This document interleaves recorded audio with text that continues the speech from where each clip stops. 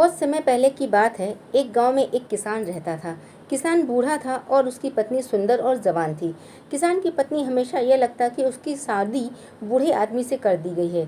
यह सोच सोच कर वो हमेशा दुखी रहती थी। एक दिन उस गांव में कहीं से एक ठग आया। उसने किसान की पत्नी को देखा तो वो समझ गया कि यह स्त्री अपने पति से प्रसन्न नहीं है। ठग किसान की पत्नी के पास आकर बोला, सुंदरी, तुम बहुत सुंदर हो। मुझे तुमसे प्यार हो गया है। मैं तुम्हारे साथ अपना जीवन बिताना चाहता हूँ। क्या तुम मेरे साथ मेरे घर चलोगी?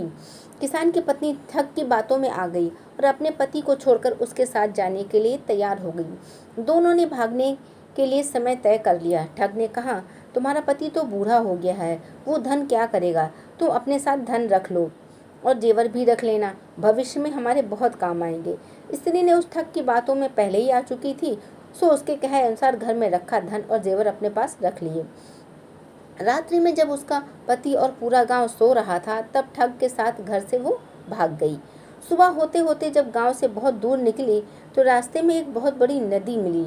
ठग ने सोचा, मैं किसी तरह इसका धन लेकर इसे यहीं छोड़ देता हूँ। यह स्त्री वैसे भी अधेड़ उम्र उम्र की हो चुकी है। मेरे पास धन रहेगा तो कोई जवान स्त्री मिल जाएगी। नदी को देखकर ठग बोला, प्रिय, इतना सारा धन लेकर हम नदी को पार नहीं कर सकते।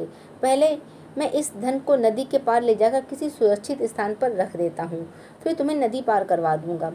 किसान की पत्नी पहले ही ठग की बातों में आ चुकी थी, तो उसने बिना सोचे समझे ठग को वो धन की गठरी दे दी और वहीं बैठकर उसके आने का इंतजार करने लगी।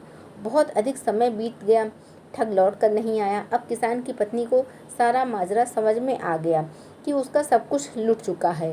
वो सब कुछ लुट जाने के बाद वो नदी के किनारे बैठकर रो रही थी। उस समय एक गिदड़ी मुंह में मांस का टुकड़ा लेकर स्त्री के सामने से गुजरी। गिदड़ी को नदी में एक बड़ी सी मछली दिखाई दी।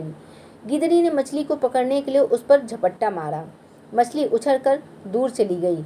गिदड़ी के मुंह में रखा मांस का टुकड़ा नदी में गिर गया और तेज धार में बह गया। यह देखकर किसान की पत्नी गिदड़ी से बोली, अरे तू तो अपनी मूर्खता के कारण मांस के टुकड़े और मछली दोनों से हाथ धो बैठी। किसान की पत्नी की बात सुनकर गिदड़ी ने जवाब दिया, अरे मूर्ख, तू मुझसे ज़्यादा बेवकूफ़ है। जो अपनी प्रेमी के लिए अपने पति को छोड़कर आ गई, वो तो तेरा धन और दौलत लेकर तुझे भी छोड़कर चला गया।